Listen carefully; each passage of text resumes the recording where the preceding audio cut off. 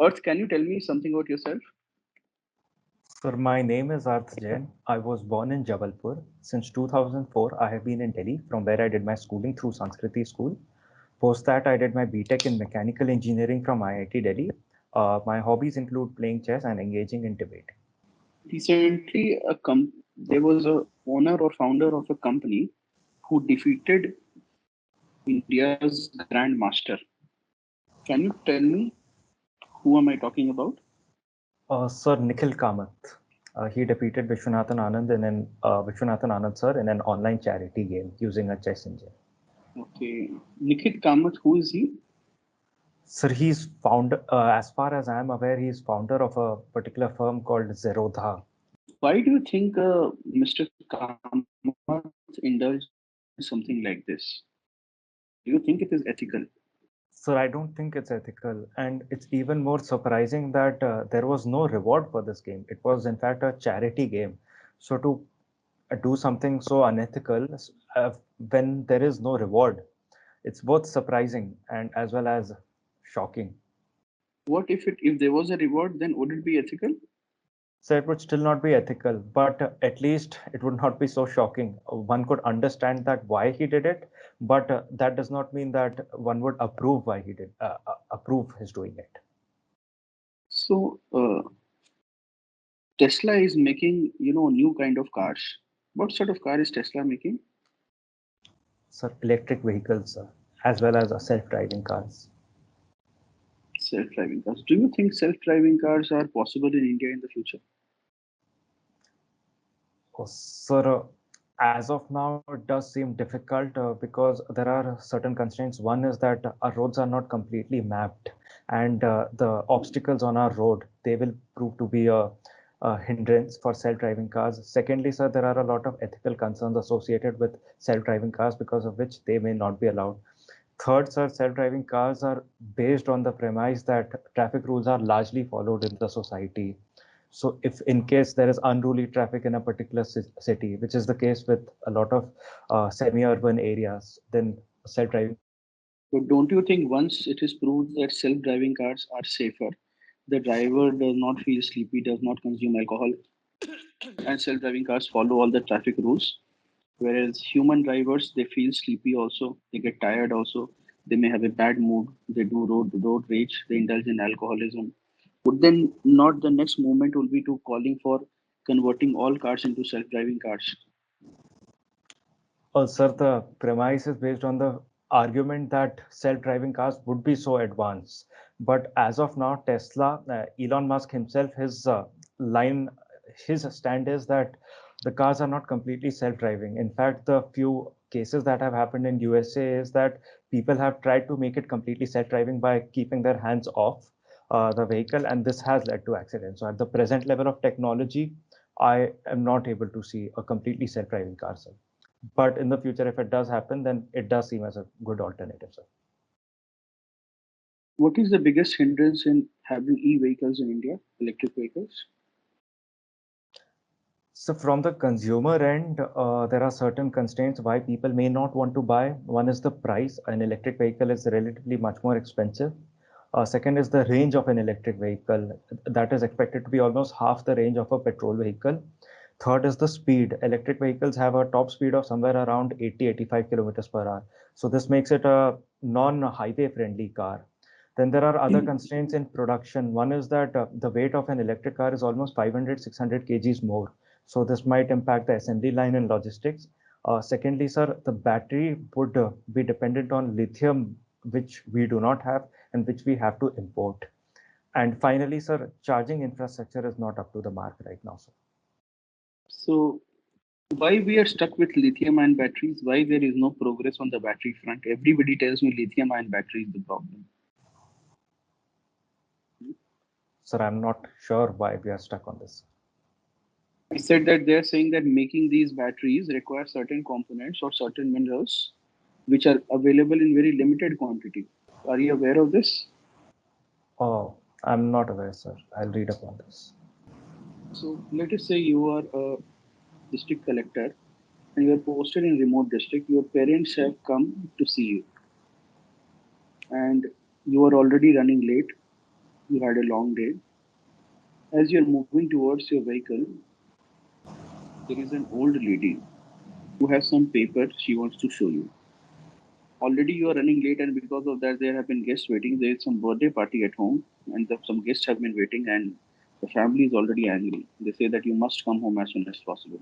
Somehow you could not leave from office at the right time, and as you approach your car, you meet this old lady. He has some piece of paper. She wants to show it to you, and she wants to discuss something. You do not have the time if you want to make it to the party at the right time.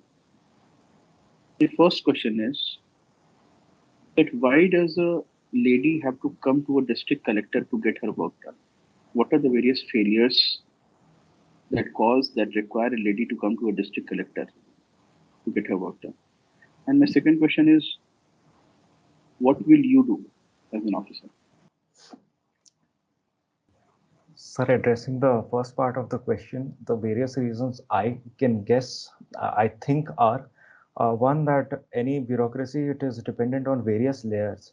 And if one layer does not function properly, then naturally people are bound to face problems. It is highly likely that these papers were supposed to be addressed by some other official who may not have done his work, who may not have been present, or may have harassed the woman for whatever reason, sir.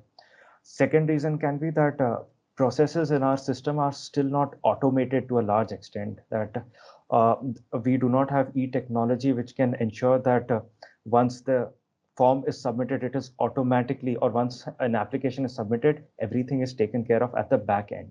So because of this reason, she has to come to the collector to get her work done manually, where other officials may have failed to help her. Sir, addressing the second part of the question, I think, sir, it is a natural choice for me. And in fact, it is the natural course of action for me to help her. Any other question simply does not arise. And my family, my friends, they understand that there are occupational compulsions associated with every job. So they will have to wait. My parents will understand this, sir, I think. What is anti-chess? I've never heard of a hobby like anti-chess. What is that? So anti-chess is a variation of chess in which the person who loses his pieces the fastest wins the game. It is bound by certain rules that if the opponent can kill your piece, then he or she must kill that piece, and we call it force to kill. So it is an interesting and creative variation where you get to learn about the abilities of different pieces, how much damage a particular piece can cause. So tell me how this chess and anti-chess such hobbies can help you in administration. Definitely, they can help you in politics. But can you tell me how it will help you in administration? Sir, I think chess as a game, it teaches you patience and discipline. It teaches you to think along multiple lines and think ahead. So in administration, I would be required to consider multiple possible options. I would then have to see the possible consequences of each option. And then I have to choose the best option, which is like in chess, I choose my best move. Another thing that chess teaches us is that the importance of queen must never be overestimated. A lot of times when we begin, we think that the queen is everything. Similarly, in administration, there is one core priority, and that is the like the king in chess. That must not be mistaken for the queen. What is your home state? Sir, home state as per DAF, it's Agmat, sir. Okay. What is your place of birth? Sir, Jabalpur, Madhya Pradesh.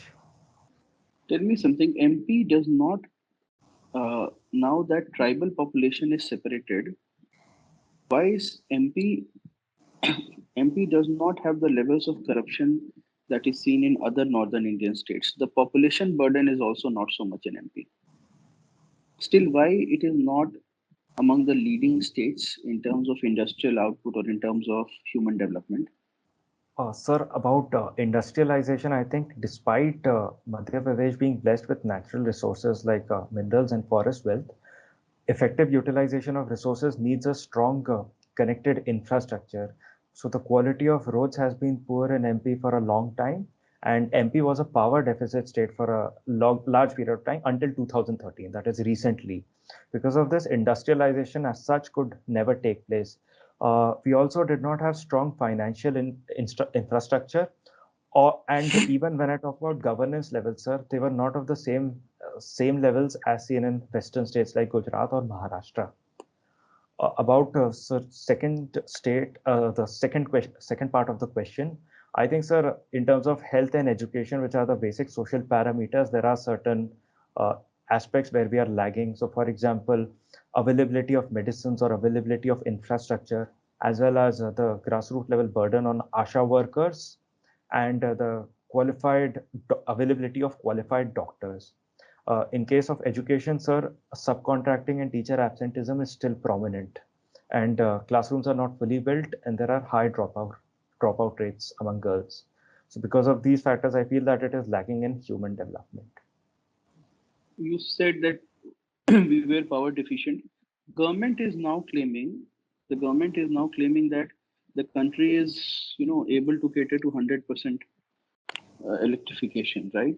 But still we are having power cuts. Can you tell me why, despite having enough power production, we are having power cuts? Sir, in the context of India or MP? So in the context of India.